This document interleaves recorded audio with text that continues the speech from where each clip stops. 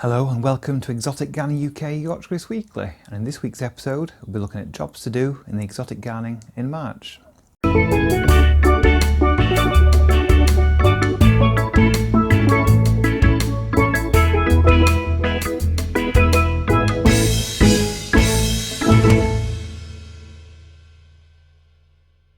Now we're in March and that is one of my favourite months of the year in terms of actually getting out and doing some gardening. Winter is pretty much behind us. We've still got to watch out for frosts and potentially, if we're very unlucky, snow in certain parts of the UK. But for most of us, we're looking at active growth of plants now and really getting stuck into the season ahead. And it's when the contrasts across the UK especially are at the most sort of wider. So we've got, basically, if you live in Cornwall or the south coast, you can be starting to think about actually sort of bringing plants out to harden off, even planting things out now, definitely uncovering anything like bananas and tree ferns. Whereas further north and more inland you go, you still got to protect against frosts because the frost dates change throughout the country, basically from late March for the south coast and the west, all the way up through to the first week of June up in Scotland, where you could still get frosts. Where I live in Wakefield, the last frost dates are normally in April, but we can get frost very regularly in early May and in very rare cases sort of third week of May as well. But by the start of June, definitely all frosts are past here. But I'm sort of getting ahead of myself, so we're meant to be talking about March. But basically, because the frost dates change so much across the country, very variable, then you could be doing various different jobs in March depending where you are. But as a rule, things like sowing seeds for annuals definitely can start in March, and we can start feeding our plants, watering plants like the arid plants we have here as well. And I'm going to be going through a few of those jobs now, and let's see how we get on. Now, depending how much warmth you get in your greenhouse, your cannas, if you've been overwintering them indoors, will be starting into growth. I've got a few here, as you can see. We've got several new shoots on these. These are on the heated bed at about 15-20 degrees, and they're really starting to go now. So these will be decent sized plants before I plant them out in end of May, compared to the ones in the garden that won't really be stirring until start of May anyway. So these will be well ahead of the ones that have been left in the ground. I've still got several others that are still underneath the staging, which I'll bring out into a sunny location or this heat bed just to start them off into growth as well.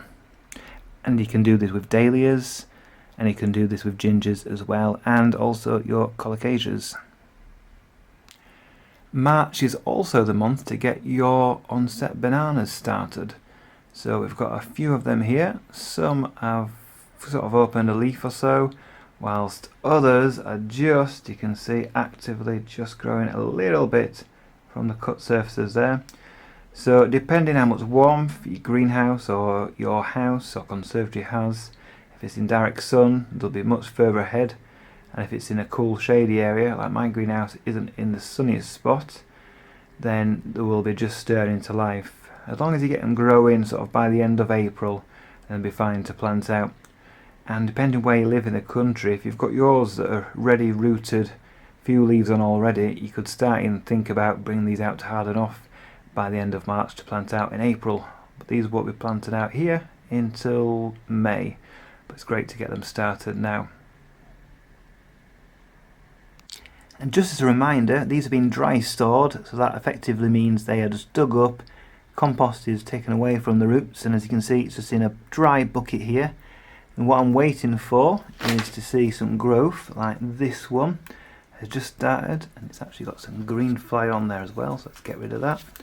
So this now we can see it's starting to grow, and if we check around the base, we'll probably find a few white roots starting to emerge.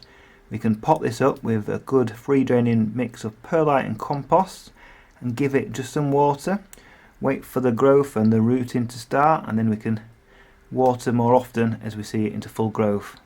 I have potted up a couple of these, like this one here that's growing quite well, that's in compost, and that one is well on the way to rooting out the container and then hard enough and planting out later in the season.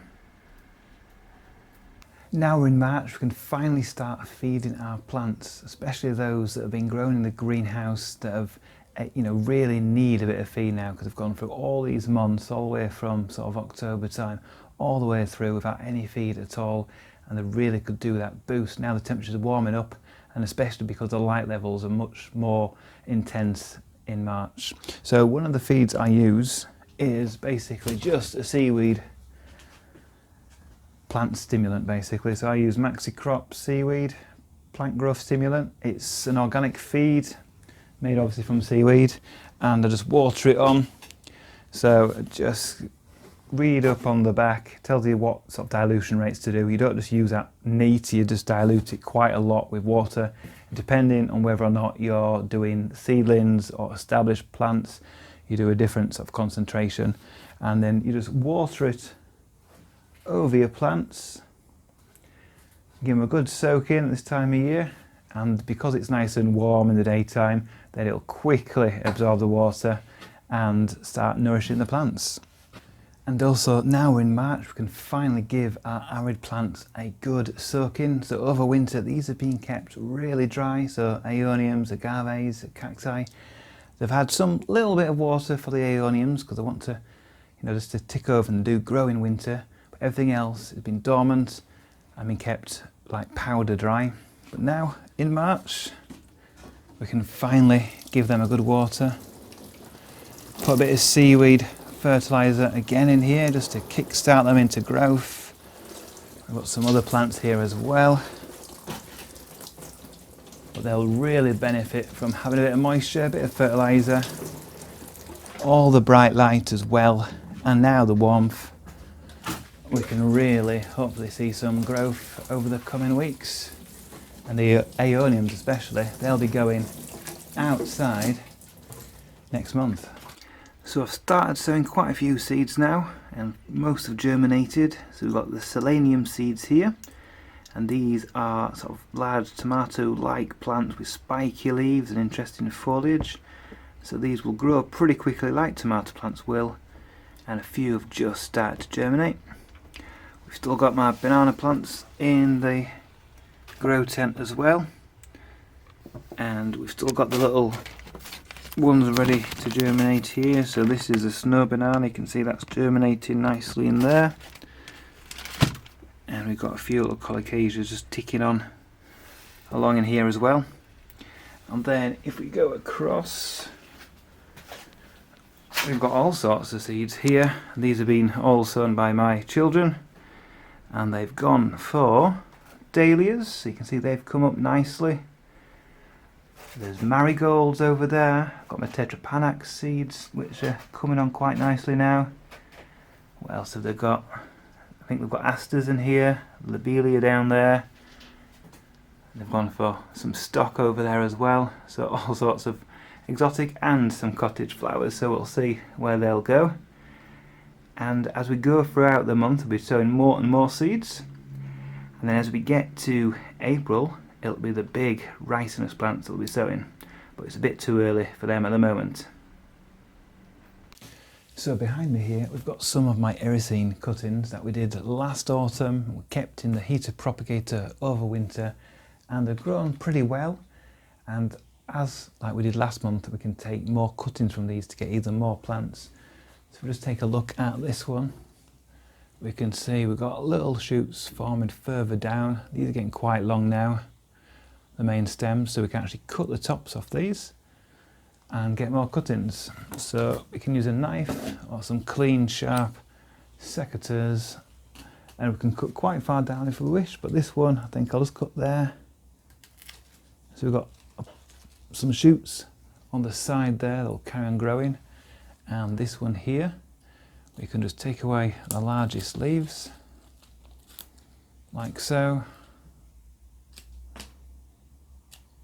and then this it can either be potted up, or if you're short on time or space you can just get a glass and pop that in and put that somewhere warm, and that will root in a matter of, well, a week or two, and then that can be potted up when we've got a bit more space in the greenhouse. So This works obviously for irisenes and also my Sun Stomans we've got there, and my Plectranthus. So we can just cut these, put them into little pots of water, and these will root, like I said, very quickly.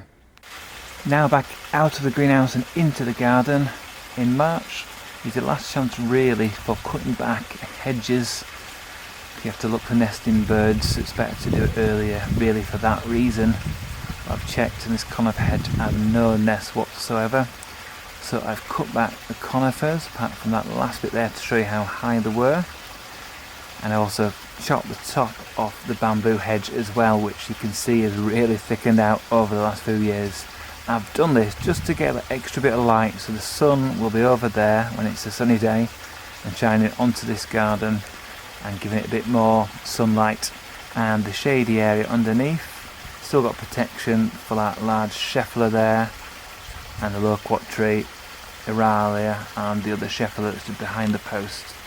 And if we look round, I've also cut down my grasses. It's a great time if you can't see the miscanthus grasses, because they've all been cut down, and the Arundodonax, that's been cut down to the ground, and it won't be long before we can start dividing those plants once we see new growth coming through, probably in April.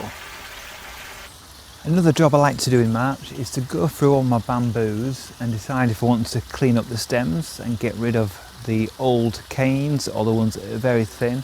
And as you can see with this one here, I've gone with my secateurs and just snipped away at all the side shoots here, and that really reveals the wonderful culms or canes that we have on the Phyllostachus bamboos. This here is one of my tree ferns, Dicksonia antarctica, and because on this one the leaves blackened off because of the cold, I've removed them now. It's safe to do so when they've either died off or gone completely dark and brown like this, or they can still be a little bit greenish, providing you're well into March, so you don't sort of cause an infection or rot back into the plant, because the growth will come out from April onwards from the centre.